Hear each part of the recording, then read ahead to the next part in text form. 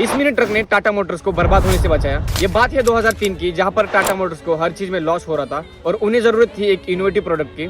जब रतन टाटा ने एक ऐसे कमर्शियल व्हीकल के बारे में सोचा जो कि थोड़ा अफोर्डेबल हो, थोड़ा रिलायबल हो और साथ ही हर छोटे मोटे काम के काबिल हो, और उन्होंने एक ऐसा व्हीकल बनाया जिसे उन्होंने नाम दिया टाटा एस। क्योंकि उस वक्त लोगों के पास सिर्फ दो ही ऑप्शन थे, पहला था बड़ा ट्रक और दूसरा था 3 टायरों वाला कार्गो ऑटो। ट्रक की ये दिक्कत थी कि वो बहुत बड़ा था और कार्गो ऑटो ज्यादा लोड नहीं ले पाता था, लेकिन टाटा एस इन दोनों का कॉम्बिनेशन था। वो ज्यादा बड़ा भी नहीं था और अच्छा खासा लोड भी लेने वाला था। यही कारण है कि जब 2005 में टाटा एस लॉन्च हुआ तो इसने धूम मचा दी और आज तक टाटा एस की अब तक 26 लाख से ज्यादा यूनिट्स बिक चुकी है।